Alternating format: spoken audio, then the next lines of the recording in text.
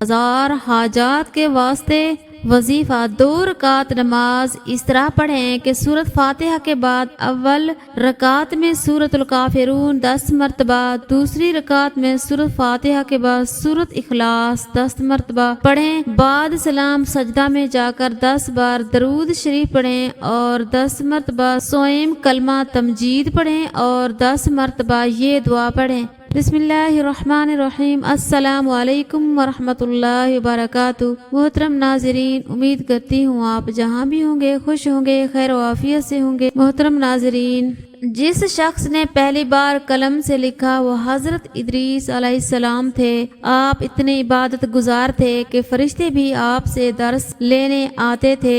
ایک مرتبہ حضرت اسرائیل علیہ السلام آپ کے پاس انسانی روپ میں آئے تو آپ سمجھ گئے کہ یہ شخص اسرائیل علیہ السلام ہیں جو روحیں قبض کرتے ہیں، تو آپ نے فرمایا مجھے موت کا نظارہ دکھاؤ، تو حضرت اسرائیل علیہ السلام نے اللہ کی اجازت سے آپ کی روح قبض کی اور پھر ڈال کر دوبارہ زندہ کیا۔ حضرت ادریس علیہ السلام نے حضرت اسرائیل علیہ السلام سے مزید کہا مجھے جنت کی سیر کرا کر لاؤ، تو حضرت اسرائیل نے پہلے جہنم دکھائی پھر جنت لے کر گئے۔ آپ جنت میں گھومے پھرے تو اسرائیل علیہ السلام نے حضرت ادریس علیہ السلام سے کہا چلو اب دنیا میں جانے کا وقت آ گیا ہے۔ حضرت ادریس علیہ السلام نے جواب دیا نہیں، میں یہاں پر ہی رہوں گا، جب تک اللہ مجھے جانے کا نہیں کہہ دیتے یہاں سے نہیں جاؤں گا۔ پھر اللہ تعالیٰ نے حضرت ادریس اور حضرت اسرائیل علیہ السلام کے درمیان فیصلہ کرانے کے لیے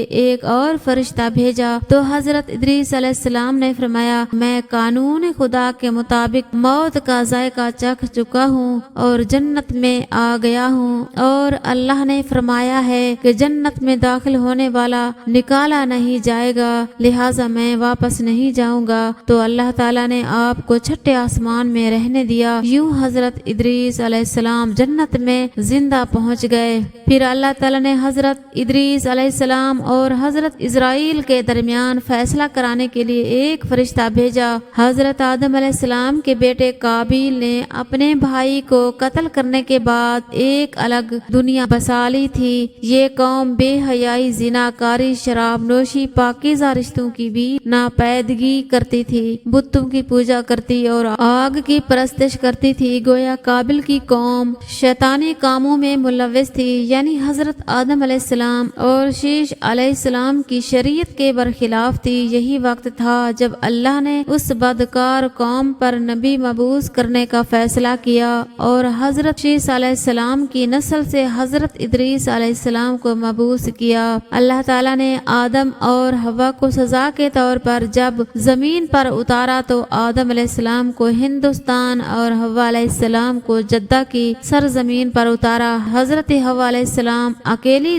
دوسرا کوئی انسان نہیں، تنہا دنیا میں کس طرح رہی ہوں گی، کس قرب سے گزر رہی ہوں گی، اس کا تصور ہی خوفناک ہے، کیونکہ حضرت آدم علیہ السلام کی توبہ قبول کرنے کے 40 سال بعد اللہ نے حضرت آدم علیہ السلام کو حوا سے عرفات کے مقام پر ملایا۔ حضرت ادریس علیہ السلام حضرت نوح علیہ السلام سے 1000 سال پہلے پیدا ہوئے۔ حضرت ادریس علیہ السلام وہ پہلے انسان ہیں جنہیں علم نجوم اور حساب کا علم بطور معجزہ اللہ نے عطا کیا۔ سب سے پہلے حضرت ادریس علیہ السلام نے لکھنا اور کپڑا سینا ایجاد کیا۔ اس سے پہلے لوگ جانوروں کی کھال استعمال کرتے تھے۔ ناپ تول کا طریقہ اور ہتھیار کا استعمال بھی حضرت ادریس علیہ السلام نے ایجاد کیا۔ آپ نے ہتھیار ایجاد کر کے قابل کی قوم سے جہاد اور جنگیں لڑی۔ جب حضرت جبرائیل علیہ السلام وجود میں آئے تو سجدے میں گر گئے اور یہ سجدہ 30,000 سال تک جاری رہا۔ جب حضرت جبرائیل علیہ السلام نے سجدے سے سر اٹھایا تو اللہ نے کہا ہم نے تم کو خاص نور سے پیدا کیا ہے اور تمہیں جسمانی بیماریوں، مشکلیوں اور تلاش معاش سے پاک رکھا گیا ہے۔ تمہیں کوئی بہکانے اور راہ سے بھٹکانے چھڑانے والا کوئی نہیں ہوگا۔ انجیل اور تورات مقدس میں حضرت جبرائیل علیہ السلام کو گبرائیل کے نام سے ذکر کیا گیا ہے۔ کتاب دانیال اور لوکا میں حضرت جبرائیل علیہ السلام کا ذکر تفصیل سے موجود ہے۔ ابن سینا نے اپنی کتاب میں لکھا ہے، حضرت جبرائیل دیگر فرشتوں کی طرح نہیں بلکہ ان کو روح کے ساتھ عقل بھی عطا کی گئی جس کی کیفیت ماورا ہے۔ حضرت جبرائیل علیہ السلام میں وہ صلاحیت ہے جو عام فرشتے میں نہیں ہے۔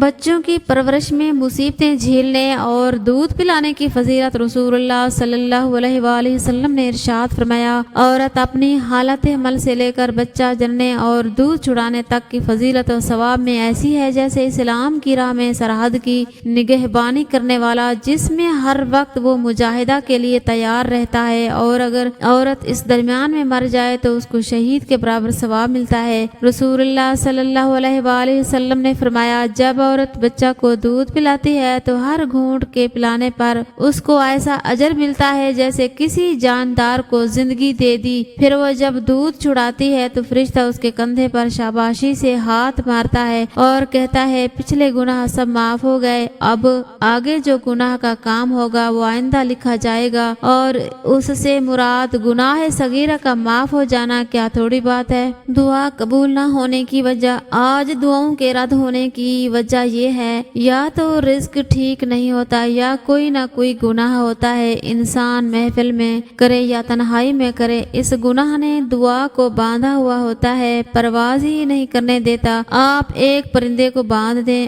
آپ کے پاس طوطا ہے اور اس کی ٹانگوں میں آپ ایک رسی باندھ دیں اور پھر کہیں کہ جی اڑتا نہیں، بھئی اڑے کیسے، پاؤں تو بندھے ہوئے ہیں۔ اسی طرح ہم دعاؤں کو گناہوں کی رسی سے باندھ دیتے ہیں، پھر کہتے ہیں کہ جی دعا قبول نہیں ہوتی، بھئی گناہ ظاہر میں تو ہوں یا چھپے ہوئے ہوں، یا یہ انسان کی دعاؤں کو قبول ہونے سے روک دیتے ہیں۔ انسان اگر نیکی کرے تو اللہ رب العزت یقیناً اس کی دعاؤں کو قبول فرما لیں گے۔ نبی اکرم صلی اللہ علیہ وآلہ وسلم کی پیاری زندگی۔ لقد کان لکم فی رسول اللہ اسوۃ حسنہ۔ زبان کو قابو میں رکھنا۔ آپ صلی اللہ علیہ وآلہ وسلم صحابہ کرام سے فرماتے تھے، امسکوا علیک لسانک، گفتگو کرتے وقت اپنی زبان کو قابو میں رکھو، کیونکہ زبان کی بے باکیاں اعمال حسنہ کو بے وزن اور بے نور کر دیتی ہیں۔ ہزار حاجات کے واسطے 2 رکعت نماز اس طرح پڑھیں کہ سورہ فاتحہ کے بعد اول